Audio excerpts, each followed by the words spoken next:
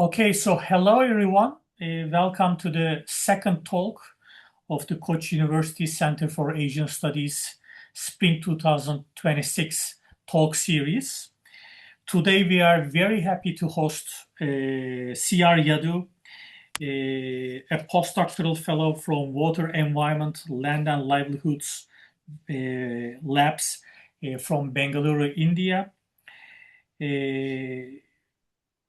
Dr. Yadu is an interdisciplinary economist with a keen focus on exploring the diverse formations of capitalism and their complex distributional dynamics. Drawing from the fields of political economy, economic sociology, and ecological economics, his research delves into the complex interplay between economic systems and social structures. Yadu received PhD in economics from Jawaharlal Nehru University in 2022 through the world-famous Center for Development Studies in Trivandrum, Kerala. And we actually met at CDS in Kerala back in 2013, so a while ago, when I was a visiting researcher there. So it's great to meet here again. So Yadu's doctoral research examined the unfolding of capital social relations in rural India with a particular focus on labor market dynamics. He's currently studying the nature and patterns of structural transformation in the global south with a focus on comparative insights from across various countries. His recent work on structural transformation in India has been recently, again, published in the Forum for Social Economics. As I said, the title of today's talk is The Crisis of the Small Farm Economy in India towards a World Ecological Understanding. So, Yadu, floor is yours. Thank you. Thanks a lot. I find it an honor to speak in this spring series, giving the second lecture to the students. Yeah, so this is the topic. I'm just going to talk about the agrarian crisis in India and trying to pitch it in a new way so that, I mean, it moves away from the traditional explanations, which is very economistic. So this is based on my PhD dissertation, which is done at Center for Development Studies in Trivandrum, and currently this is being developed into a paper. And so this presentation is based on the data which I have for my fieldwork data, which I did in 2018. Yes.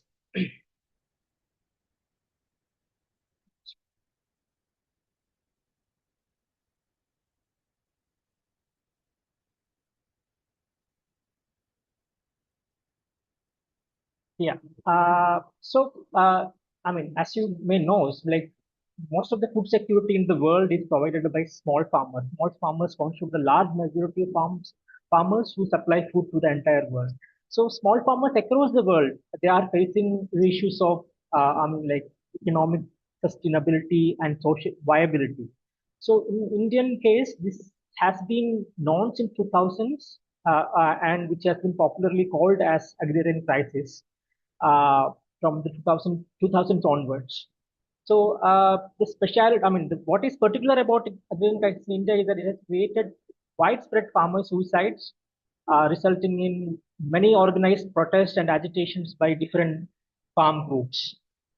So the crisis of this nature is important because of the nature of the sector and the kind of Indian economy is dependent on agriculture. Despite predictions that developing economies will gradually move away from agriculture to industry, many of the countries in the global south, including India, is still depend on agriculture. In Indian case, like 45% of the Indian workforce is still dependent on agriculture sector. So a crisis, this is a crisis that has wide-ranging ramifications involving 45% of the workforce and their economic fortunes. Uh, so there has been a lot of attempts to explain agrarian crisis. I mean, there is a proliferation of literature since 2000s, where, I mean, agrarian crisis has been largely debated. But the dominant view of the agrarian crisis is that it is an outcome of neoliberal reforms that was done in 1990s. India went for opened up its economy in 1990s by bringing neoliberal reforms, and that is said to be like pointed out to be an important, I mean, marker of this crisis. I mean, that is the cause, primary cause of the crisis, as good by the conventional literature. So in this presentation, I am trying to challenge this dominant narrative. It's true that yes, liberalization has added to the misery of the peasantry in India, but the crisis has started long before neoliberalization has started. What I'm going to argue is that neoliberalism actually intensified the crisis which was already underway, and it just exposed it in a more serious manner, so that no, it's very noticeable, and it just resulted in a widespread social, I mean, farmer suicides and all. Uh, yeah. So, so the problem with this kind of narrative is that, I mean, this crisis is not only something that has been just confined to India. If you look at other countries, for example, if you look at Pakistan, if you look at Philippines, if you look at Vietnam, this crisis of income cost mismatch is there in all countries. Just that they don't have this widespread farmer suicide which has been visible in India. That may be something very particular to India's political economy, but the agrarian crisis as a larger thing is visible across context in the global south. And even in global north countries, there has been agitations by farmers on because of the increasing cost and declining profitability. Uh,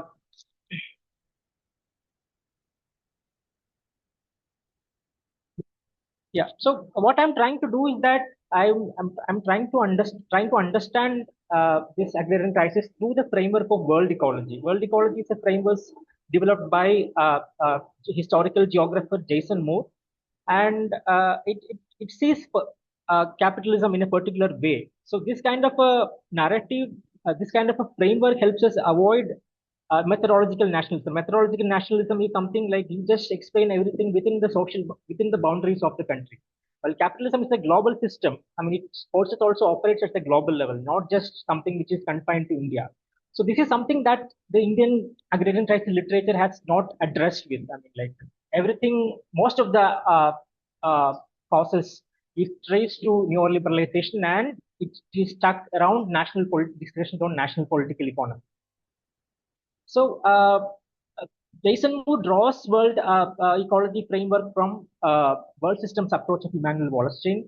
So in that capitalism is understood as operating at a global scale, but producing particular outcomes at national and local level. So the forces are global. The motivations, the structure, the patterns, everything is global, but it may result in different outcomes at different levels based on the political economy or whatever factors that play at the local level. Uh, so what specialty which Moore brings into the analysis is that conventionally capitalism is seen as an economic system, it's arrangement of economy like in different ways of production. But according to Jason Moore, capitalism works through nature and nature works through capitalism. Actually, capitalism is an ecological regime. It's not sorry, not just an economic system. It's an ecological regime which relies on nature for its, I mean, proliferation. For to explain this, I have to take a little bit of diversion here. Like it's basically theory of value. So what does theory of value say? Theory of value says that in value or price in capitalist economies is formed by actually the wage labor. Wage labor is something that creates value to commodities. But later, I mean, communist economists have come and argued that no, it's not just wage labor. There is a lot of invisible labor that is happening in the economy, like which is called social reproduction. A lot of women, I mean, because of sexual division of labor, women work at home and like make conditions enable so that these wage workers are fit and they're able-bodied and they go to work. So this is a subsidy for the capitalism. They are not paying for this, but this they get this for free. So this has been there for a long time. So what Jason Moore has added is that not just women's labor, unpaid labor, it's also nature that's unpaid labor that is creating value. So nature unpaid labor means, for example, major agricultural input is water. Okay, so where do water comes from? Nobody produces water; it's already there in the nature. Groundwater is already there after centuries of processes that is happening underground. There is rivers that is already flowing. So these these are already also these are already there, but not unaccounted for, not paid for. This is unpaid labor. So a classic example I am saying nature does work is, I would say, like, think about honeybees. Okay, what does honeybees do? Like, it pollinates. Okay, so in a situation where pollination stops, agriculture production won't happen. So this is also some work that is happening in the background, which is not valued by the capitalist system. But this is actually nature's work. So recently there has been reports from coming from Bangladesh that, I mean, like, people have started manual pollination because honeybees are becoming extinct because of over pesticide use. So uh, nature also works. That works also feeds to the value creation in capitalism.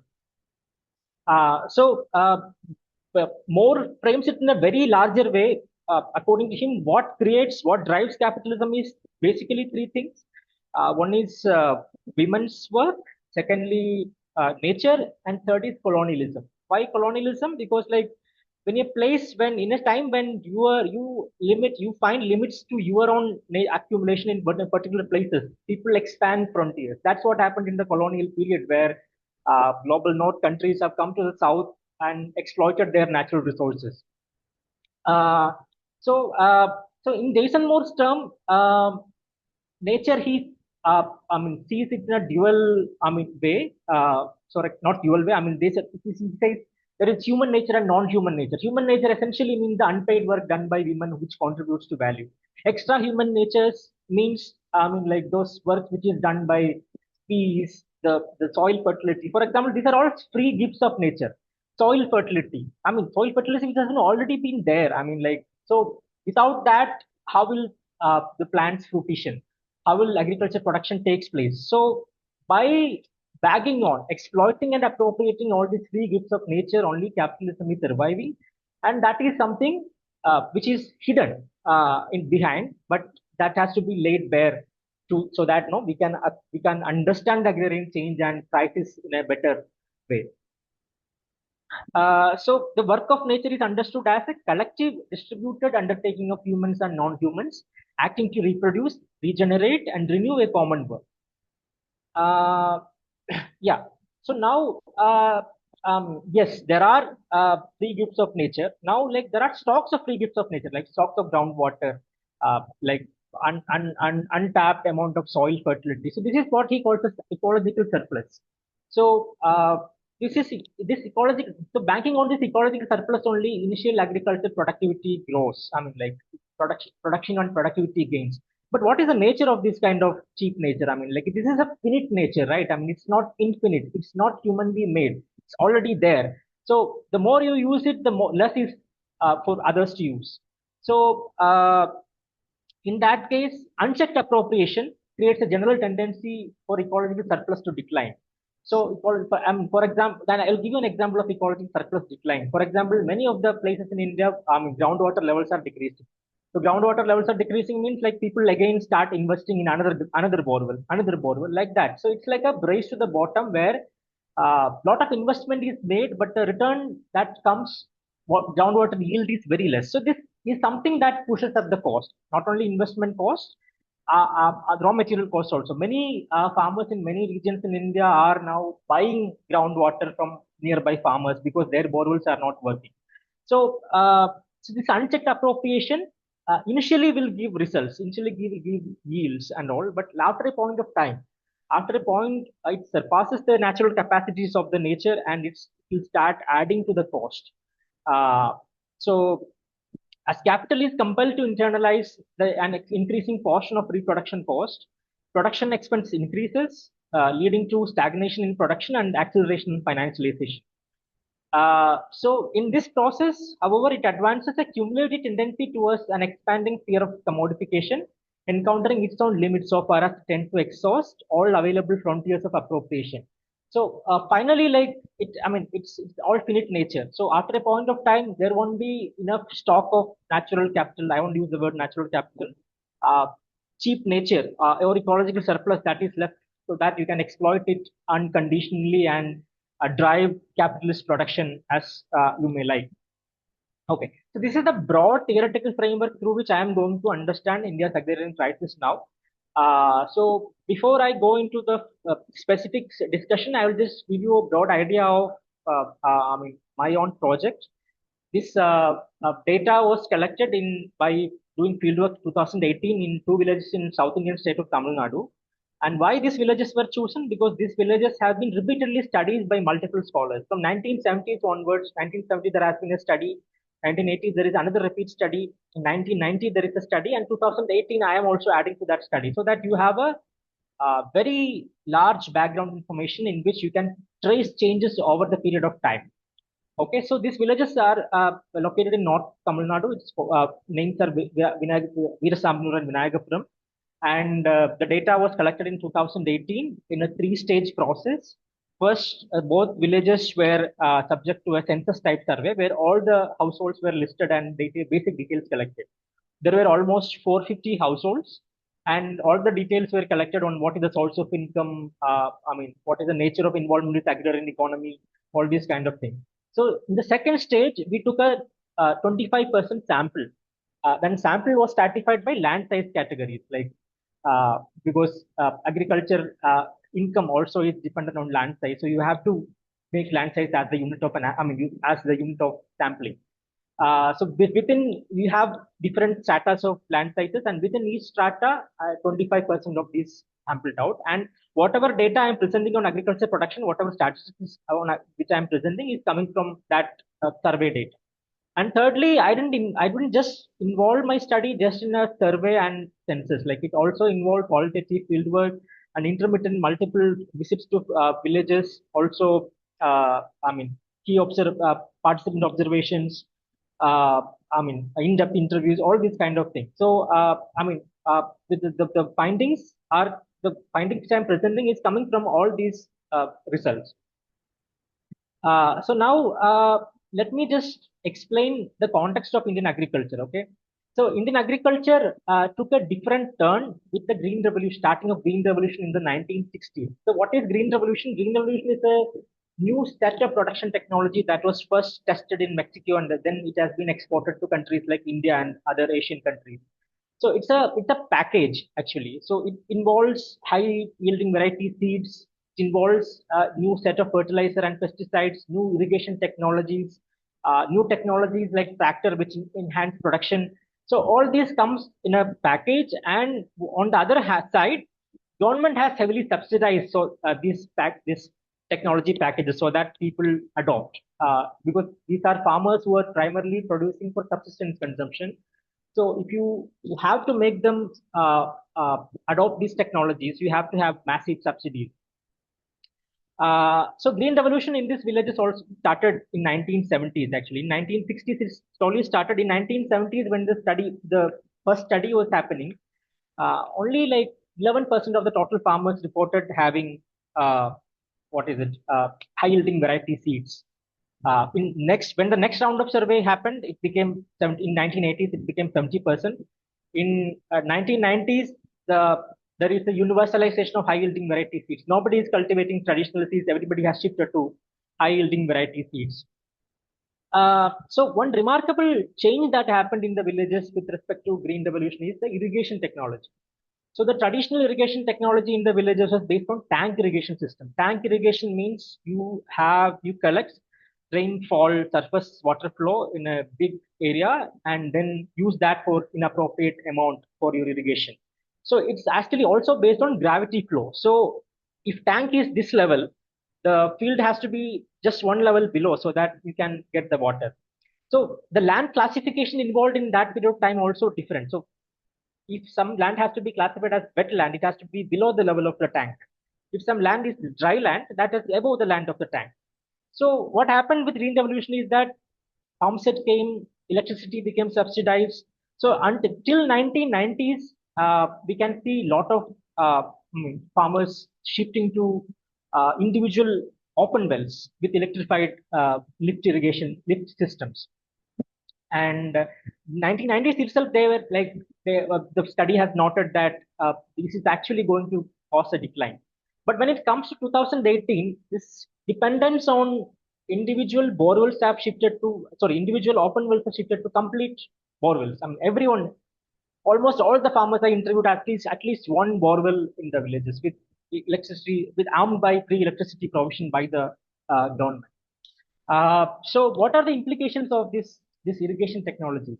As I said earlier, the paddy agriculture was only done in wetland, which is below the tank irrigation system.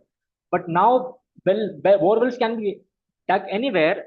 So there is no difference between dry land, wetland. I mean, like everywhere, paddy could be cultivated. And another thing is that the seasonality, it also overcame the traditional seasonality. Okay, earlier it was completely dependent on rain. There are three agriculture seasons in Tamil Nadu. So most of the farmers before these changes happened used to cultivate in the main season where rainfall is heavy, rainfall is good. Then second season also they have little bit of surplus rainfall water left in the tank which they can use. And third season is mostly dry, but they used to cultivate, I mean, like millets or something which is very water sparing crops, so that I mean, they can sustain their household consumption. So this seasonality, this control imposed by seasonality also got broken in the green revolution technology time, because now, because it's normal dependent on rainfall and water tank irrigation system. I mean, you have borewells running all the time, and you can cultivate three seasons. You can raise paddy. So it has become, the villages have slowly become in a picture of paddy monocropping. For example, these are villages which were traditionally cultivated millets and millets like ragi, or like traditional varieties of seeds which were cultivated, but now completely shifted to high yielding varieties of paddy. So high yielding varieties of paddy is such that it needs a lot of water. Paddy is a water intensive crop, and also high yielding variety paddy needs a lot of water and a lot of additional fertilizers so that it yields properly. This green revolution technology, especially irrigation technology, has redrawn the agrarian map of the region. I mean, like people started paddy monocropping 3 seasons. There is no difference between dry land, wetland. It has been spread across the village, and this is intent. This also relied intensive exploitation of groundwater. So by 2018, when I was doing field work, like this groundwater fatigue has become very visible. So many farmers have run out of groundwater, and like they're in a mad rush for creating more and more borewells. So I mean, there is also a class dimension to it. If you're not a resource-rich farmer, how will you like make more borewells in search of water? So this kind of a socio-ecological transformation left behind farmers who are resource poor. Uh, Secondly, this mad rush to the groundwater, I mean, the appropriation of groundwater generally meant that the water table in the villages went down, and many farmers also getting saline water from the borewell. So when saline water comes, the crop will get perished. Okay, so the pressure on the agriculture system is now very obvious because of water constraint, and also because of the saline water that is coming from the borewell. So people now, because of saline water, people have to depend on bottled water, drinking water for drinking water also. So that is also another additional expense for the farmers. So if you look at the farmers' debt portfolio, as you can see that, I mean, this drilling and deepening of borrows is an important part of this debt portfolio of farmers. So another thing that is, this is one dimension of the crisis, which I mean, but there are other layers of the. I mean, one dimension of the change that has happened in agriculture in these villages. Secondly, as demography, the population increases, the land size reduces, intergenerational fragmentation and division of land size. So, like land size, each cycle, each generation, it becomes smaller and smaller. So, paddy is such a crop that it is very responsive to economies of scale. You have more land, it's more good. like that. So like small land size means you are adding to unviability of the cultivation. So I mean, on the one side there is a socio-ecological degradation. Water quality is declining, water availability is declining. Then on the other hand, there is land sizes are declining, so that holdings are becoming unviable. And the long-term changes in cropping pattern, as I told you, like from millets and traditional varieties of paddy to high-yielding varieties of uh, like a paddy.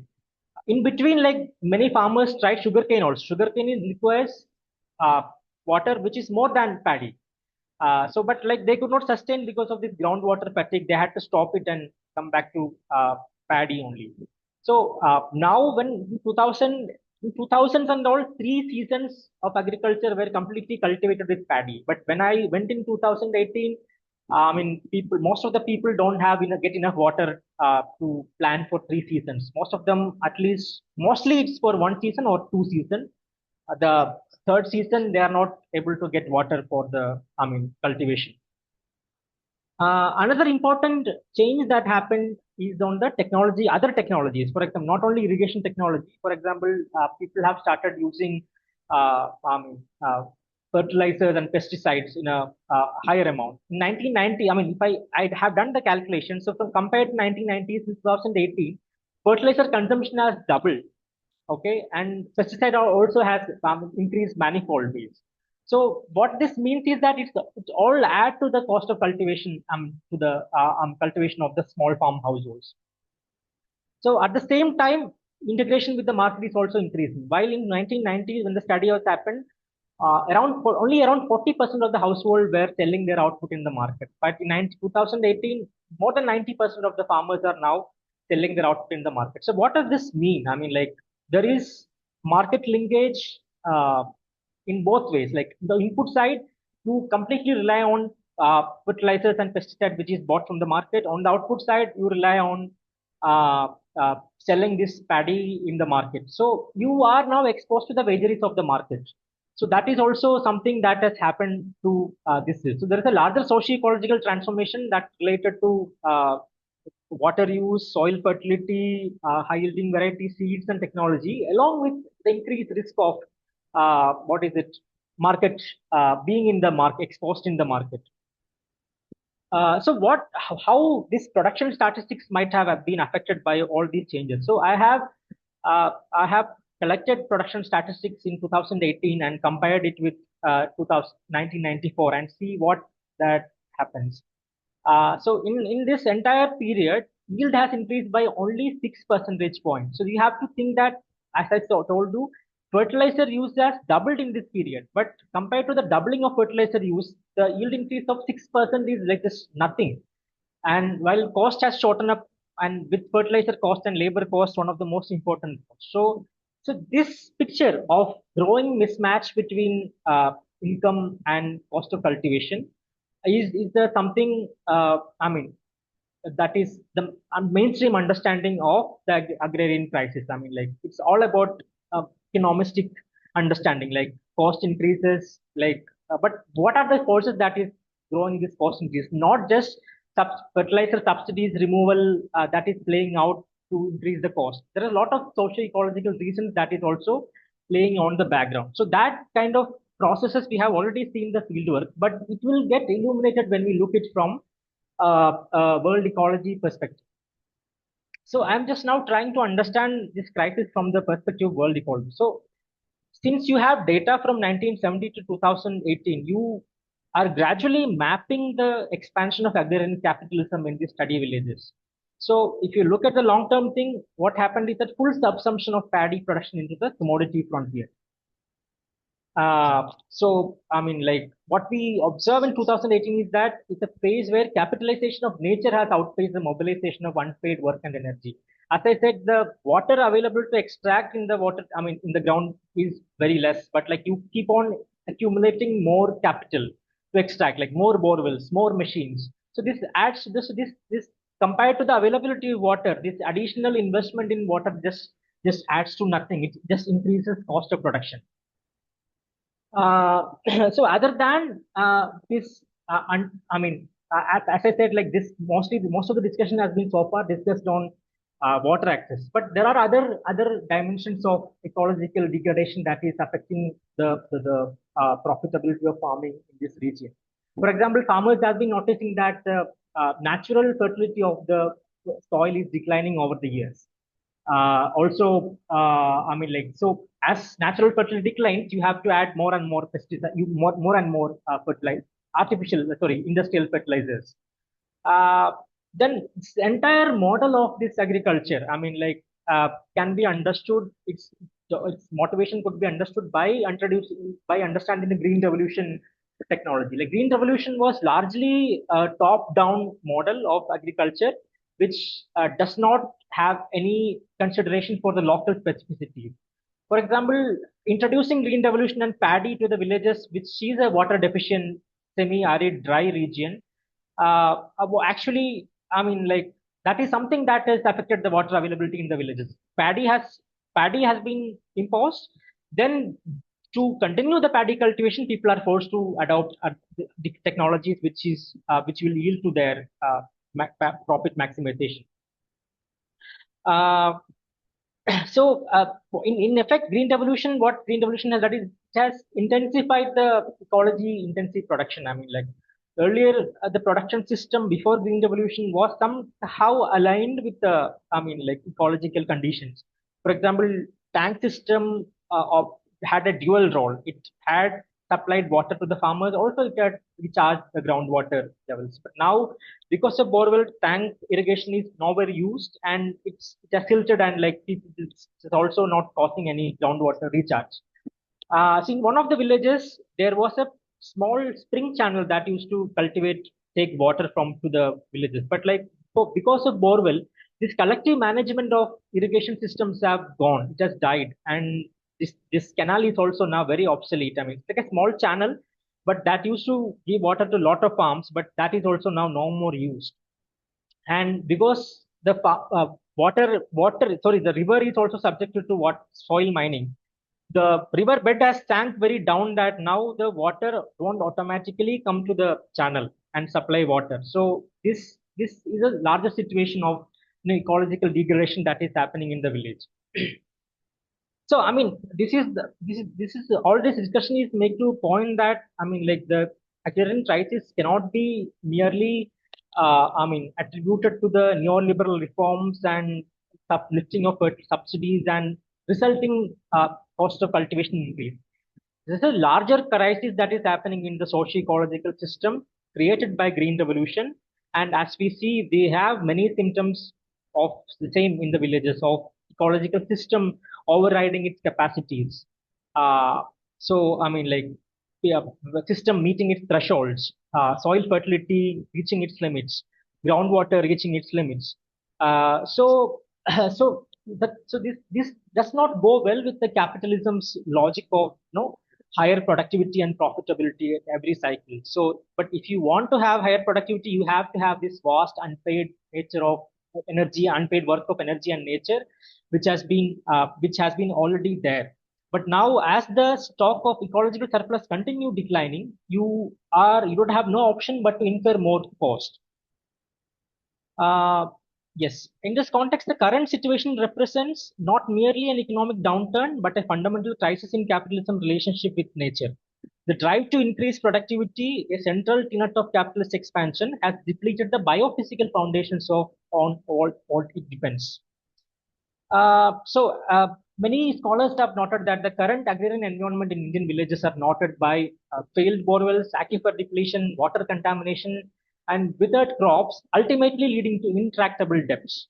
So you are driven into, I mean, like, you don't have no other option but to take debts to sustain you in agriculture. So that is going to give you another causal loop of debt cycle, and which you have to, if you have enough resources, you will somehow survive, and if you don't have resources enough to some, you have to become, you don't have much options.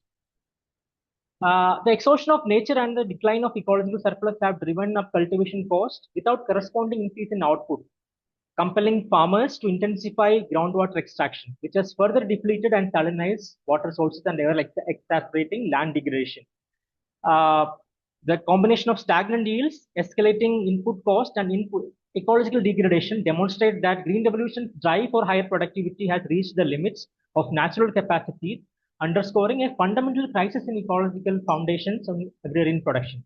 In 1990 study itself, they have said there is a looming agroecological crisis that is going to happen. But in 2018, you can see this in front of your eyes. I mean, the crisis is real; it's happening, and the agricultural crisis in the village is not just because of state inadequacy; it's also contributed by the long-term socio-ecological changes that has been happening there. So, I mean, this villages is a microcosm of large changes that is taking place in India. So, India is the largest extractor of groundwater in the world, and also within Indian agriculture, the largest source of water now is contributed by groundwater sources.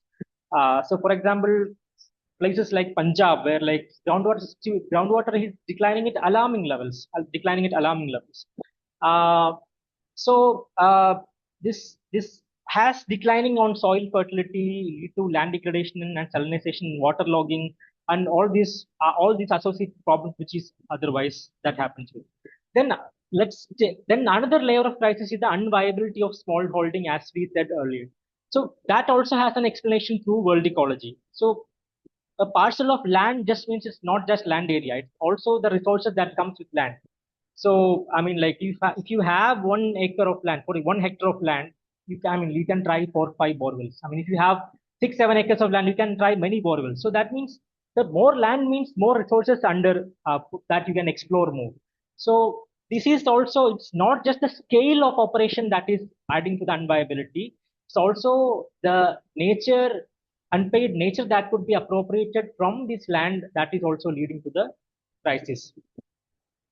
Uh, so now let's come back to the dominant explanation. So I have explained how Indian agriculture has embroiled in a socio-ecological crisis driven by green revolution.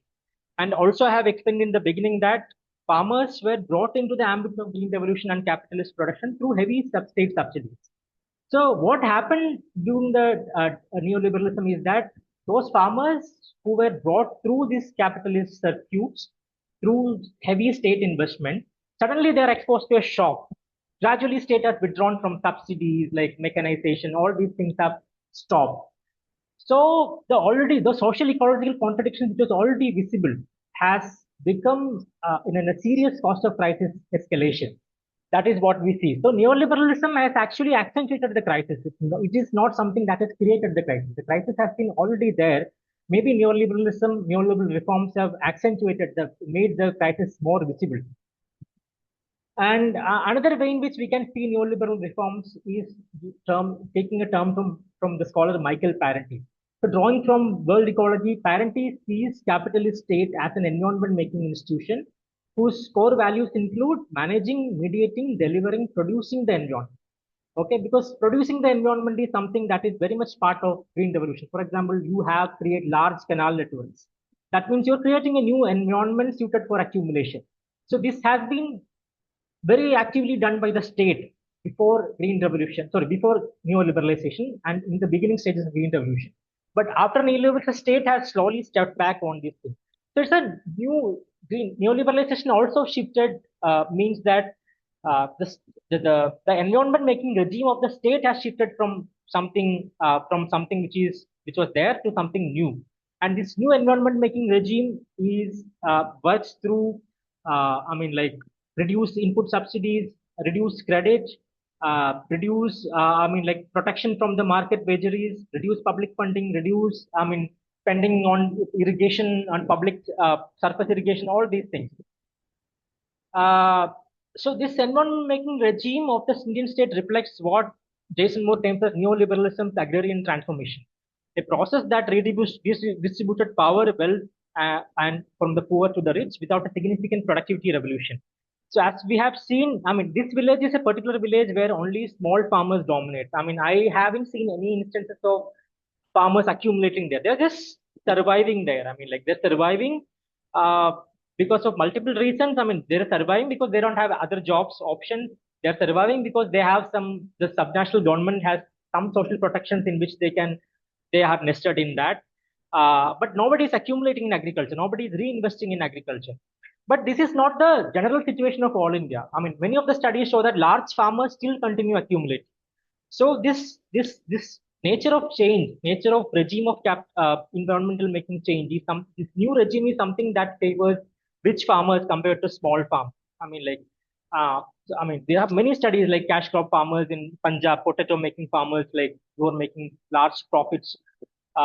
So even though their profit margin might have declined, large farmers, capitalist farmers still make profit, and this underscore the class character of this agrarian shift after neoliberalization. Uh, so because of this effects of these two processes, market compulsion to put production and productivity pushes farmers into a technological treadmill. So earlier, productivity in the initial green revolution is rising productivity was a collective effort involving government and the farmer. But now it's an individual effort. Like so that is putting in a technological treadmill where material throughput required for production increases in every cycle of production. More fertilizer, more pesticides, more investment. So this is a very like downward spiral that is going out of control for many farmers. So not only results in economic pressure for on-farm households, but also simultaneously heightening the ecological vulnerability, leading to debt traps. And so so this, and as I said, these processes are not limited to India or Indian agriculture. This has been there across contexts where industrial agriculture is taking place. Ecological surplus has been declining. This has been increasing driving up of cost of production. But just because we are looking our view of the crisis is fixated on neoliberal reforms, we are not able to see the background conditions of socio-ecological transformation that was driving this crisis. So it's not just ecological crisis. It's also like now you have a global climate change that is happening, which exposes you to crisis. In the case of the study villages, this manifests in repeated crop shocks like pesticide attacks. So monocropping, and the another disadvantage of monocropping is that it attracts pests more. So you have to have more pesticides. Also, when as you apply more and more pesticides, the pest attain immunity, and you have to change the pesticide. So this also like another treadmill that is happening on the pesticide treadmill. Like you have to keep adding more pesticides so that you can have either the stable same production or you can have increased production. So farmers are caught in a uh, technological treadmill of pesticides and fertilizers and investments on groundwater irrigation, which is going on a spiral out of control. And another thing that is locked India into agrarian crisis is that what is the escape route? If agriculture is so, the traditional wisdom of development economics says, okay, yeah, as country progresses, people shift from agriculture to industry. But do you have enough opportunities in the industrial sector so that a farmer who wants to escape from agriculture can get viably employed in the non-farm sector? So that kind of situation is not there. So the larger situation that is characterized India is jobless growth and premature deindustrialization. It's largely service sector oriented job, also informal construction jobs that is dominating in the non-farm sector. And this is also not something that has been unique to India. This jobless growth is something that is happening across the global south. Uh, so this is something that traps people in agriculture. I mean, like there is no other option. You have to keep adding. You have to keep working in this technological treadmill so that you just survive within that. So yeah, so now I've just come to the conclusion that the overemphasis on national political economy has helped conceal the world historical roots of the agrarian crisis. It is a regional manifestation of a global capitalist crisis. Green revolution in effect has put small farmers on a technological treadmill, the effect of which got accentuated after neoliberalization of the Indian economy. The near exhaustion of possibilities to tap into unpaid work energy of nature is central to the crisis of global phenomenon. Neoliberal reforms intensified the socio-ecological crisis set in motion by Green Revolution and also shifted the burden of increasing productivity onto small farms. So it is this combination of depletion and unpredictability of climate and unpredictability of the economic shifts, together driving up production cost, is currently defining future of the agrarian crisis. So, but agrarian crisis is happening, farmer suicide is happening, but I mean, like people, that does not mean that people are leaving land and going out and taking up other things. I mean, one thing is that, as we said, there is not much non-farm options available. So this has created a kind of socio-economic displacement. It does not mean complete displacement from land. It means socio-economic displacement where people are not able to make enough sustain socio-economically from land, but they are still tied to land. They are still tied to agriculture. So that, I mean, because there is no other opportunity. So in conclusion, I would say, I would again repeat the point. I mean, neoliberalism is definitely something that has affected the cost of cultivation crisis in agriculture, but it's not just neoliberalism. It is just something which has accentuated the crisis, which has been already evolving in the background because of green revolution. So it's the capitalist industrial agricultural model that is primarily driven into crisis. The nature witnessing its out of capacities that is manifesting in this crisis in a larger level. So just by bringing state back into the picture, like just by intervening, just by introducing an intervening state, by introducing more subsidies, you are not able to overcome the crisis. It needs a reimagination of the way in which agriculture is done. It needs a reimagination of the ways in which value is created. It needs, we have to think in terms of environment making, which would be sustainable for the people and the planet. So, I mean, that's the end of my presentation. I think a little like fastened it, but yeah, I'm up for the discussion and questions. Thank you. Yadu, thank you so much for this excellent presentation. Very insightful and informative. So we can start the Q&A session. So yeah, Fiza, can we unmute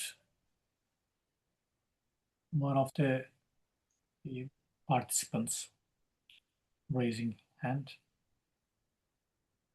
Yeah, please go on. Yeah, thank you very much, Yadu, for a very rich and critical presentation. I really enjoyed it. I was wondering, so you mentioned a few times question of the state, and of course you also talked about neoliberalism, and then at the end you said we need the reimagination of how we do agriculture and reimagine ways of being and so on. So I wonder, in this whole reimagination which we intend to do, where does state exist, and what, like, how do you understand the state would be in that sort of a reimagination? Because at the end of the day, of course, it's state which plays a fundamental role, and capitalism did not expand and grow on its own, but it was part and parcel of the state processes, no? So I just wanted to hear your thoughts on that. Thank you. Yes, this is a very important observation. I mean, state is part and parcel of capitalist expansion. Without state, I mean, like, it's not just private effort that is driving capitalism. State is an enabler of capitalism. As I said, that's why Parenti called it environment making regime of the state. I mean, like, you can make the environment as you may, like, so that no accumulation can proceed in different directions, different paces. So with regard to your question in which how to reimagine the way in which we do agriculture, I mean, so the current situation is a kind situation of a lock-in. You are locked into a particular situation where you are not able to go out because of many reasons.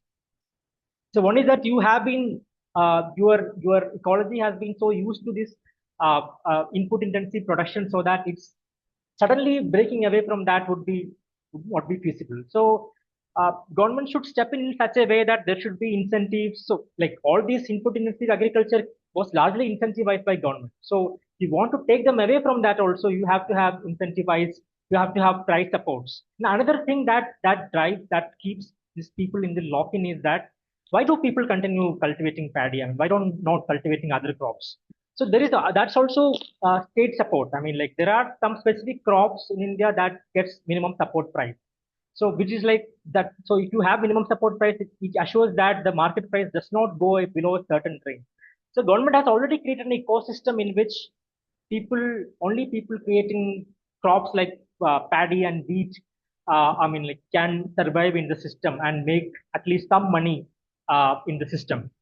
So this ecosystem also has to change. Incentive ecosystem, I mean, the state protection has to go to a large variety of crops, and that also should, I mean, which crops where should also depend on a very decentralized manner. I mean, in places where you have water surplus, for example, in northeast India and all, whether you have lot of rivers and water access, you can grow paddy. But in places where there is groundwater deficit like Punjab and all, you have to support crops which is suitable for the local environment.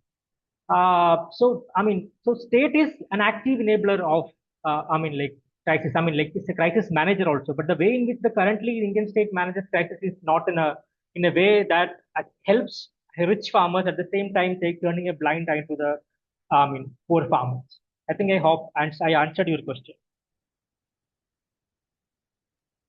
Yeah, yeah, thanks. Other questions? I actually have a question. So, Yadu, I entirely agree with your overall argument that India's agrarian crisis is a product of a fundamental crisis in the relationship between capitalism and nature, which is manifested in the reaching of the limits of cheapening nature, right? So I totally get that point, and I totally agree with that. And based on that, I again agree with the argument that we cannot simply explain the problems that you explained based simply on state failure. I also agree with that. But I just want to push you a little bit towards, examining the role of the state a little bit more and trying to maybe tying the role of the state to this broader problem with regard to capitalism, as a mode of production. So you mentioned, two agricultural problems and maybe the one, industrial problem, but related to agriculture. One is basically a water scarcity and salinization due to the increasing use of groundwater source. That's one. This is the irrigation dimension. The second is the scale of production dimension. You said, again, going against the once upon a time quite fashionable argument in Indian scholarship, but in world scholarship as well, that small is beautiful, inverse relationship between small scale agriculture and productivity. And I agree with you that such arguments don't hold up. And small scale agriculture in India, in its current form, is quite unviable. So scale of production is there. The problem of scale is there.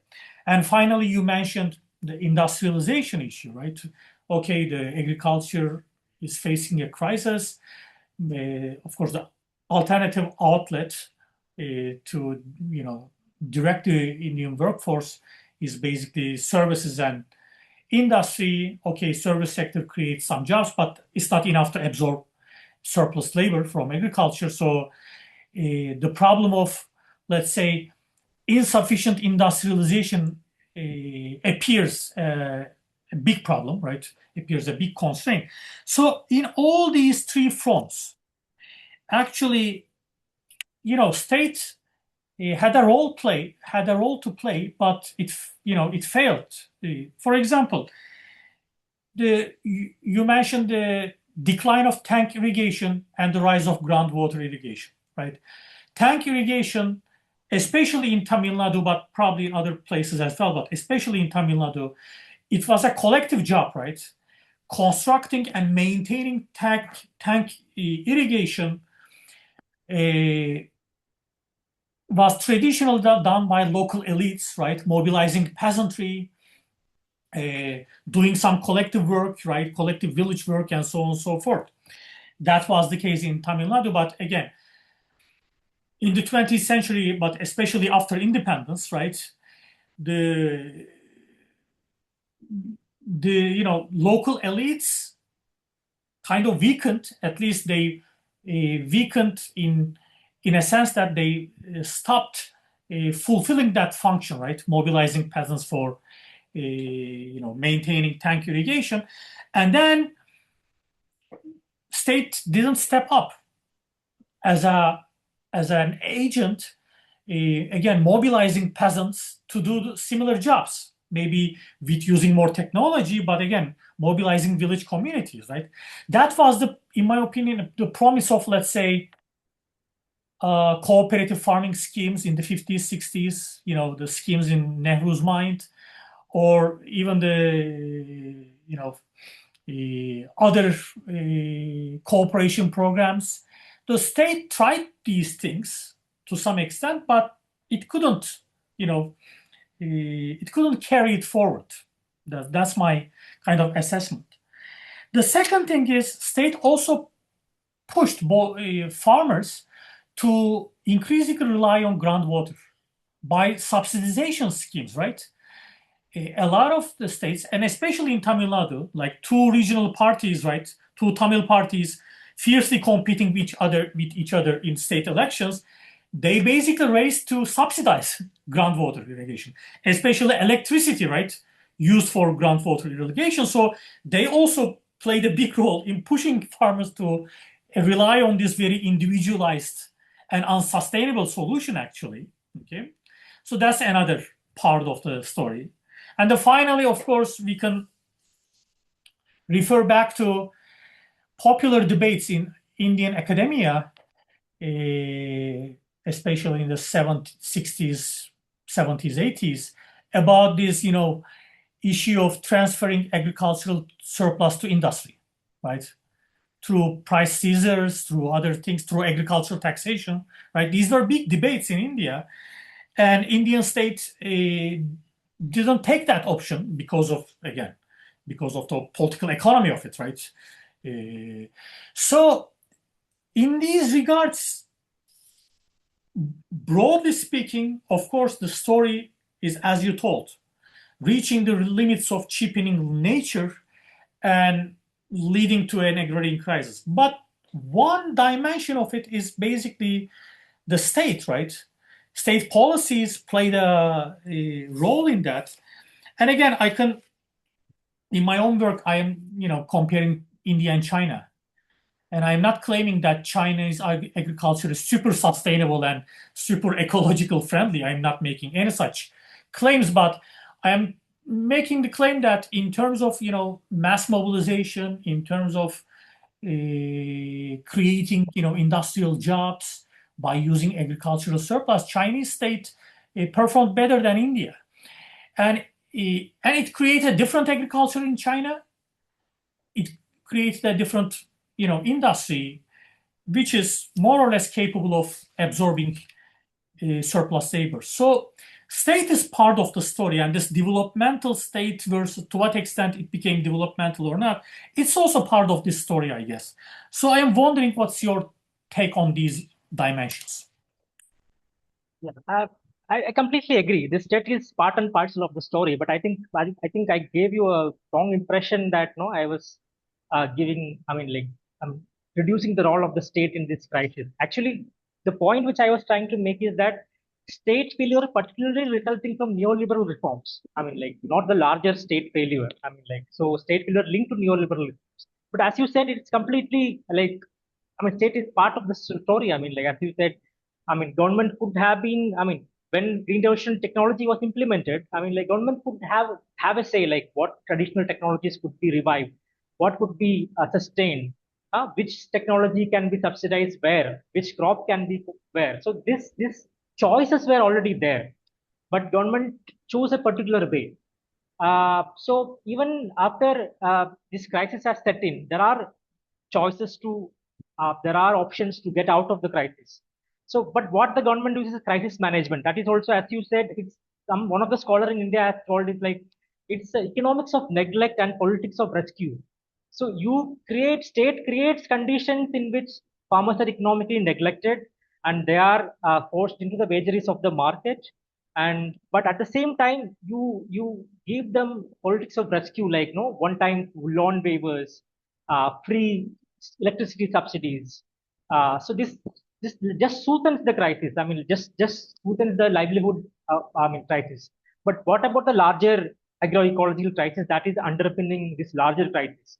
So that thing is not there. As you said, the comparison with China is very illuminating. Actually, compared to other global South countries, China has done a great deal in industrializing, and all this has been done due to state primacy. The way in which China organizes its economy, it's largely through state capitalism, and like it directs the market. It just it does not allow the market to function in its own way. It just directs the market. Okay, just this is the way you should work.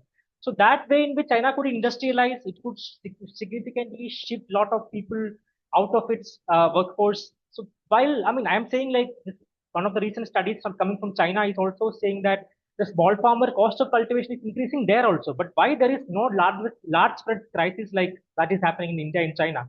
That's because this nature of state intervention. It's like it's a state directed development that is happening. Like as you said, the developmental state, the nature of developmental state. The state can choose which sectors it can intervene and which sectors it cannot intervene. In China, like it's more a people centered development, as I would say, but here it's not that kind of situation. So, of course, this story is a socio-ecological change, also tied to the ways in which state has enabled or not addressed the issues that is coming. But the point which I was making was particularly with reference to neoliberal reforms and state failure coming from that, because this was seen as the major cause of the crisis in the dominant literature in the Indian agrarian crisis. Thank you so much.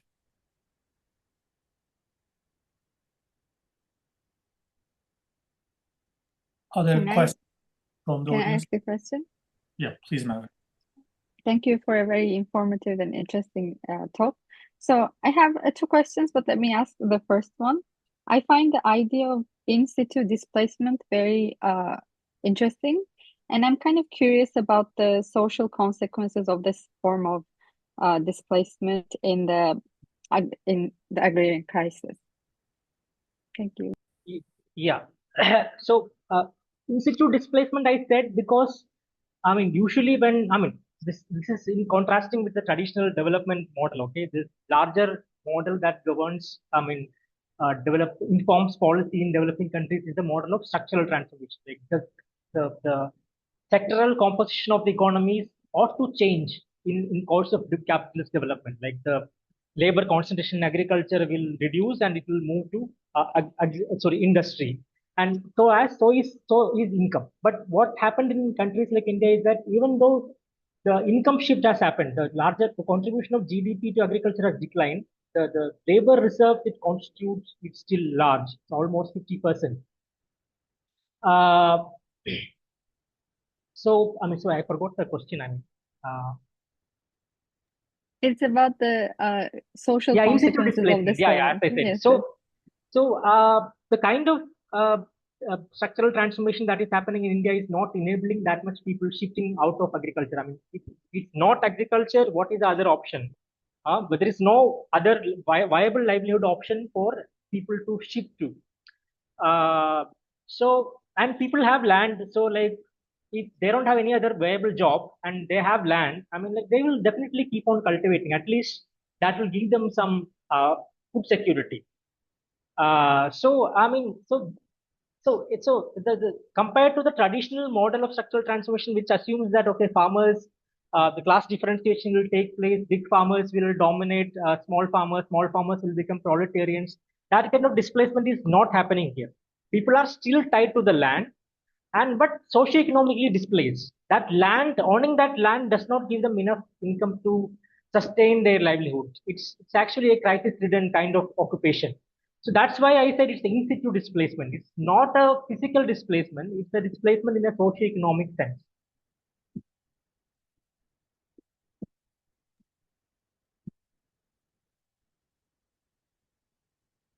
Can I ask you a question with regard to Tamil Nadu politics? Although it's not your focus, I know, but this is your fieldwork area. So agriculture, farmers' ideas and demands, right? They have been quite important in many Indian states, including Tamil Nadu. So how these issues have been discussed recently, let's say, during elections, how does it affect political competition in the state? Are there competing, let's say, political agendas, some solutions, and so on and so forth? Although, of course, I know your perspective that most of these solutions will not overcome the contradictions that you are talking about, this cheapening nature and its limitations. But what has been discussed on the ground and in the political arena with regard to these issues? Yeah. Actually, subnational political economy is also an important area which mediates this crisis. Okay, Tamil Nadu as is a state which is known for its social welfare programs, and two political parties which you said like they're engaged in competitive populism. I mean, like free electricity, like loan waivers. So this has been regular promises that has been made by the farmers because to attract this, agriculture, rural waters. I mean, there is no radical transformation that is, but like this quick fixes, like no, we will continue giving you more electricity, free electricity. We will somehow, fix the crisis through debt. Debt wrapping, scrapping the debt. So other than this, like there is at the political level in elections and all, there is no, discussion that is taking place on the radical transformation of agriculture and need for that. It's all about quick fixes. And another thing which I want to make is that because Tamil Nadu has a strong social welfare network, the agrarian crisis is felt in a different way. I could not record any instances of farmers who said in these villages. Because like the public distribution system works. They have a system of old age pensions. So all these together provides an environment in which even if agriculture is not doing good, somehow people can survive. I'm not saying people are doing better, but like compared to other states, I have also recently done fieldwork in Karnataka. So where agriculture is pretty bad, like with state intervention and everything on the back foot. There is people don't have this much of welfare architecture. PDF does not function very well. So many of the farmers I see, like small farmers, they sell their produce entirely in the market, and at the same time they depend on PDS supplies so they make money. Also at the same time they depend on PDS to sustain themselves. So this kind of regional political economy of Tamil Nadu is that's something that soothes the crisis in this particular area. Within the domain of political discussions, like other than this peripheral issues like loan waivers and electricity schemes and providing subsidies, it has not gone beyond that level. So your answer kind of gives me an idea about this issue of neglect that you also mentioned in your paper. And I've been reading papers talking about neglect in Indian agriculture for a while. So I think that we should frame this issue quite carefully, right? So as you said, many local governments, like the one, like the state government in Tamil Nadu, they do not entirely neglect actually. If we are talking about neglect, the neglect is the neglect of the fundamental dynamics, fundamental factors behind the agrarian crisis. They neglect that, but they do not actually neglect farmers. They do not neglect agriculture as a whole. They actually have all these support policies and so on and so forth. But these policies are, neglecting the fundamental root causes of the problem, right? This is the issue because in India, again, this and many places around the world, actually, not only in India, not even in South Asia, neglect is usually pursued in a very populist way. The government doesn't care about farmers and so on. That's not the issue, right? The issue is more complex. Yeah, actually, the idea of state failure is multi-layered, as you say, because you have a national government that decides policies, then you work in a setup with subnational government where that can give social protective policies. So largely, there is an economic neglect from the union government, starting from liberalization. But what has been done in Tamil Nadu is that, I mean, for example, union government says this is the minimum support price. They can give little more extra. But how far the state government can go is also a question, because like the Tamil Nadu does not print money. It is still dependent on tax revenue from the devolution from the central government. So what is happening in the last 10 years is that there's a centralization of power in the union government, and like the share in which the way the economic domain in which state government can act is also reducing. So even though there is state protection now, like how far in a situation where state finances is declining, how far you can sustain it is also something that is a question that will loom large in the coming years. Okay. I am also checking the chat box to see whether there are questions. If you have questions, by the way, you can raise your hand. I have one more question.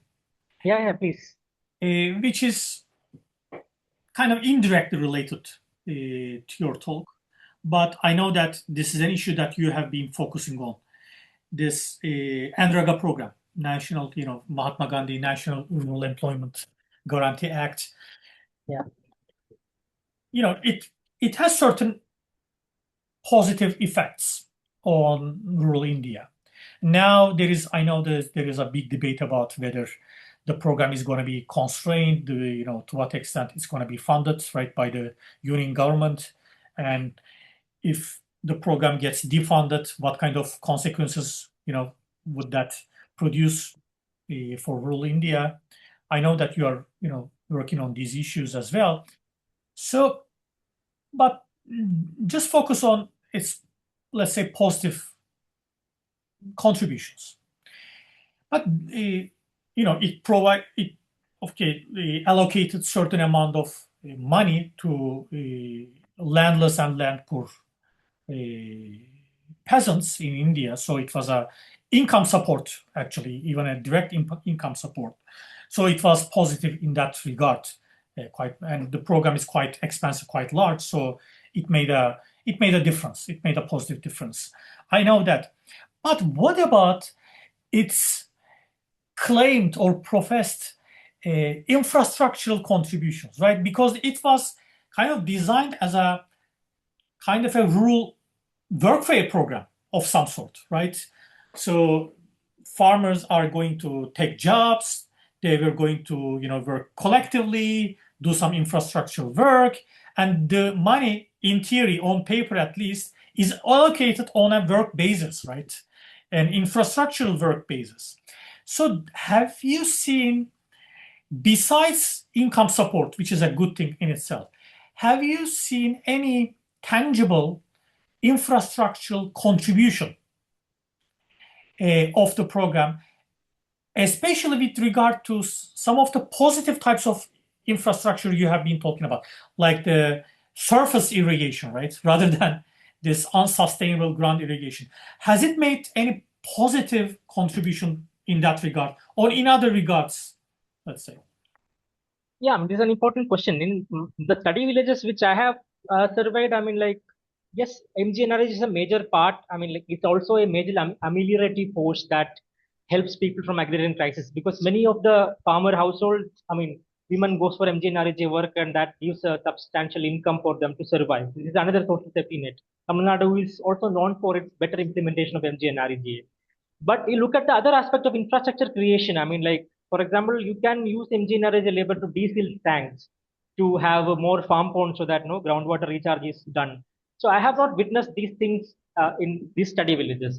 These ecological rejuvenation efforts are yet to pick up. At least in these villages. Maybe there are other places where this is happening. But this is also, as you said, this is MGNRGA is an income guarantee scheme, but income job guarantee scheme. But it can also be employed in such a way that it aids rural infrastructure creation in such a way that it adds to the ecological surplus. So, but as far as I have seen, this is not taking place in these villages. Okay, Fiza has a question. No, I just want to continue on this, what you asked. So, for example, you were raising the concern about the welfare programs of the state. So, for example, how Yadu previously mentioned about the public distribution system or the schemes for improving the infrastructure, so on and so forth. So I'm just wondering to what extent, when we are as a scholars looking at these questions, to what extent we should be critical about these welfare programs from the state, because in a way it tends to also reinforce the idea of the state, that if state is there, it would do all these things because state has the capacity, so on and so forth. On the other hand, it tends to pacify people's struggle and like what can they imagine outside of those welfare programs. So I'm just wondering, because you brought this, how and to what extent should we be critical about these welfare programs? Yeah, thanks. This is a difficult question. I don't have an exact answer, but I will try to like address it in my own way. Yeah, as you said, I mean, there are scholars like Kalyan Sanyal who has put forward this argument that no, this government's programs are creating a need economy, so that no people don't go into radical measures like protest and all. They are incorporated within the capitalist production systems. Yeah, but at a larger level, I find this true. But in the village level, I mean, I just thinking about agrarian crisis only. I mean, the state intervention from the subnational level, I have found it in a very beneficial way, and but it can do more also to take it out from the thing. But I mean, to largely comment on that, I'm not equipped to comment on this larger question. But I mean, yeah, broadly, yeah, I agree with you. And no, I mean, so for example, when we say it reinforces the idea of state and so on, if we were to look at the crisis of small farmers and agrarian crisis and so on and so forth, so on the one hand, the idea is okay, state might give this subsidy, state might help with the improving the water infrastructure and this. So farmers continue to work within that, no? And they do not think of any other radical measures. So for example, just hypothetically, to abandon the whole idea of state, they never go to those measures because it's almost equivalent to a sin not to have a place where there is no state also.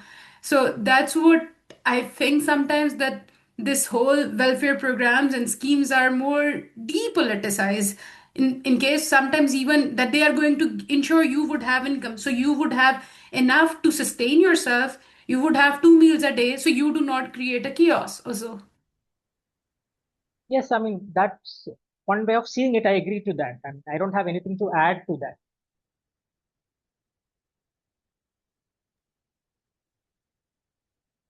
Thank you.